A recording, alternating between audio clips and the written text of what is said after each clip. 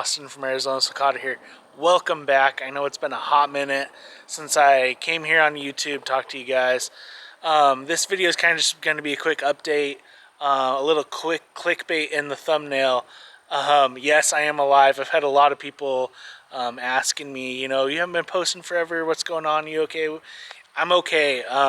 Just been really two things. Number one, super busy laying season, hatching season, all that. It always keeps me really busy. A lot of people are like, oh, you're a tortoise breeder, you don't really work, you kind of just stay at home, don't do anything. Couldn't be further from the truth, especially I do get about like 3 months off a year, which is nice, but during that laying and hatching season, it is a full-time grind, day and night, especially here in the Phoenix area, because it gets hot during the summer, so sometimes they'll just lay in the middle of the night, so I can be up at 3, 4 in the morning catching eggs. Plus, on top of, I'm a one-man show, so all the customer service, the emails, the orders, the fulfilling of orders, it's all me. So it just gets super busy that time of year. This year I'm going to do things a little bit different to where I get you guys more involved, where I'm more involved in the social media scheme of things. So you guys will see a little bit more behind the scenes on what's going on. But number two, what really kept me busy was we had two freak storms this year, two big microbursts where winds were over 100 miles an hour, and it just did tons of damage here, which I'm going to show you in this video, kind of see what's been going on, what I've been doing here. Lots of projects. So let's go ahead and just kind of start taking a walk around and see what's going on.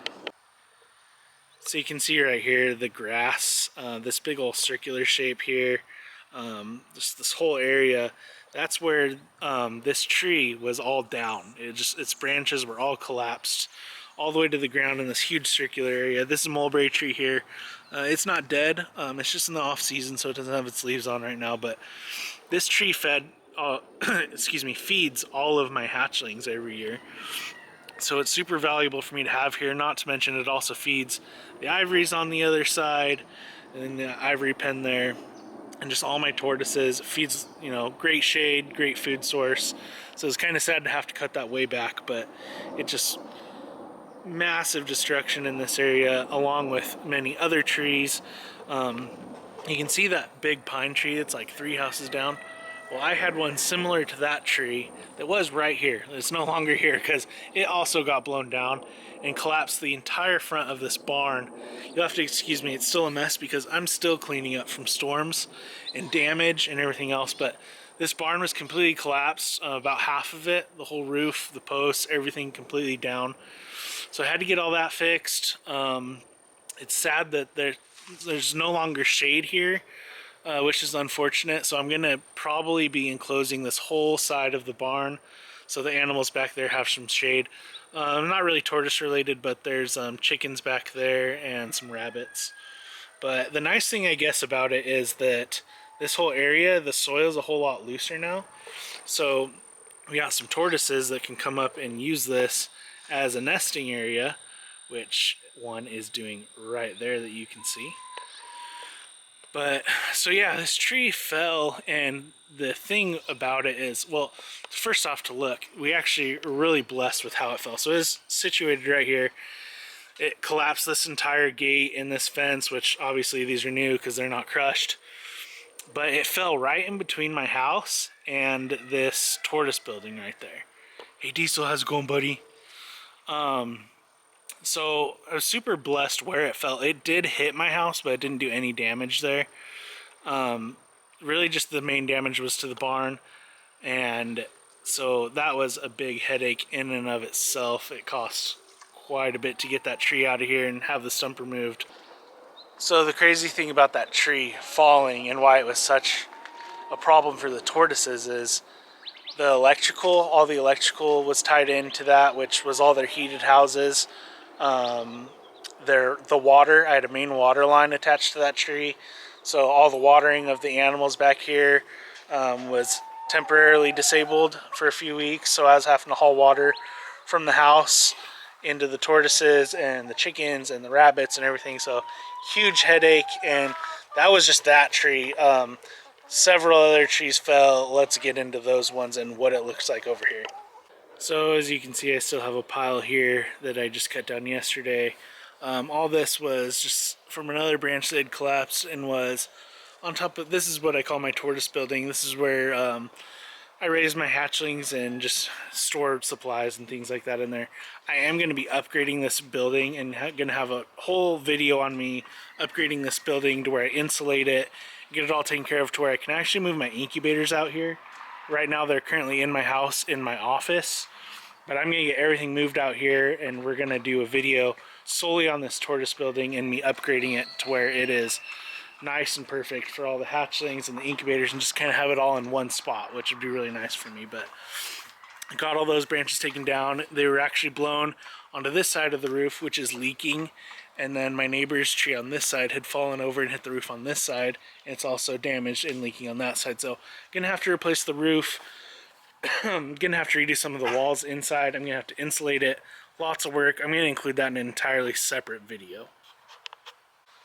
So it wasn't just my house and things of that nature that were damaged. Quite a bit of the tortoise stuff was damaged as well.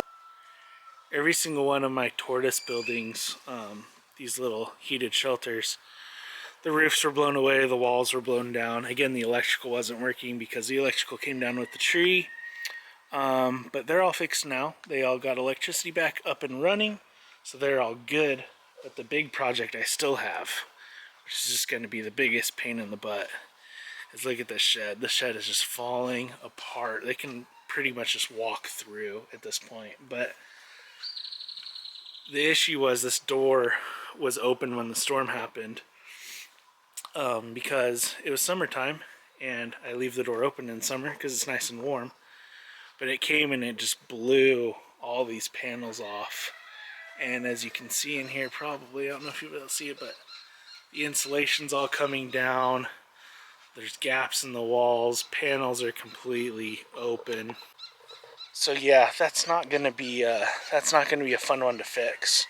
That's probably the next project on my list, if not the second, because I really want to get, as you can see, it is laying season right now, as you saw with that tortoise. So I already got eggs in the incubator, and before I get my incubators full, I really want to get this tortoise building taken care of so I can get all my incubators out here, get the eggs out here. You know, with tortoises, eggs go rotten sometimes. They explode, and it is not a pleasant smell. My wife wants that out of the house. I want it out of the house. It'd be nice to have it all in this building. You just get it all in one spot. So I think that's going to be my next project. Number one thing I got to get done on that first before I start the interior is I got to get that roof fixed. So I'm going to get that roof fixed. And not only does that roof need to be fixed, but as you can see, the house, or the roof on my house, also needs to be fixed. Got tiles blown everywhere. They blew down over onto this side and crushed big old holes on this side as well as on the front side of my house. So that's just another thing. Luckily, the roofers will finally be here tomorrow to fix that. It was a big battle between insurance and my roofer, but they are finally coming out tomorrow. So yeah, that's what I've been doing. I'm alive, tens of thousands of dollars later, and many hours, many days and weeks and months full of projects. It's kind of been what I've been doing. In that thumbnail in the video, you see my head's all wrapped up, and that is because I was working on this project right here. From all the wind and rain and everything, this ceiling was all peeling off, hanging down. Paint and sheetrock and drywall, just stuff was everywhere. It was a big mess. So I put up all these new panels, painted it, got new lights in. I think it turned out really great. But what happened was I had a ladder here with a drill, and it just fell right on my head. I went to move the ladder, and the drill fell right into my head. Blood everywhere, big old mess. Luckily my wife works in the ER. She got me taken care of. But a lot of you guys wanted updates on the terrapins, the Diamondback terrapins. They're doing great, but they're kind of just sleepy. Although it is warmer today, we got one out. I don't know if you can see her or not. Yeah, you can see her head there. But they pretty much just go dormant in the winter. They just kind of sleep. They brumate, and yeah, so they haven't really been doing much. But as far as the pond goes, the pond's doing great. As you can see, it's super clear. I haven't cleaned it in a long time just because they've just been sleeping, haven't been eating or anything like that. So super clear, the pump works great, but you will notice that it's green. Lots of things are turning green, and that means that my UV light that's inside of that pump there is out. So I bought new UV lights.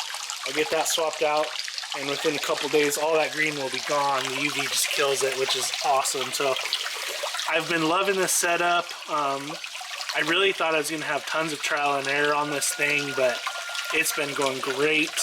Haven't had any complaints. The turtles all laid in their nesting area. Everything's been contained. Everything's thriving in this pond. So the pond is doing awesome, and I wanted to keep, so they had some babies last summer. I didn't want to sell them just because they were my first ones, but this season I will be finally selling them. So if you want some of these Diamondback terrapins, let me know. Most of them are concentric, which means they got that cool shape on the pattern on their head. But that is the Diamondback terrapins. So that's going to be a wrap for this video. Just a quick update on what's been going on, what I've been doing, where my mindset's kind of been at. I've just been getting ready for this laying season, lots of projects and getting all that done so that I can be ready. And they are laying now. They're pretty much getting into the swing of things.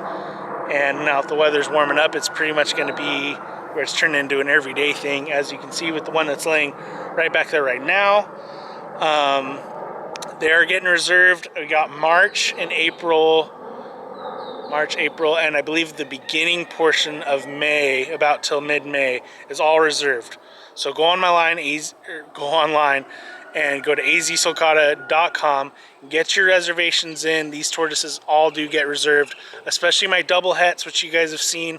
Those are getting taken quick. They all got swiped up really quick. I think it only took me maybe 3 weeks to sell out my entire season's worth of double het hatchlings last year. And I do know that already about the first 1.5 clutches are already reserved for this year. So make sure if you want one of these double hets, I'm the only one producing them in the world right now, go ahead and get those reserved. azsulcata.com, email me at azsulcata@gmail.com, and I'm going to be doing more. I'm going to get you guys more involved in this.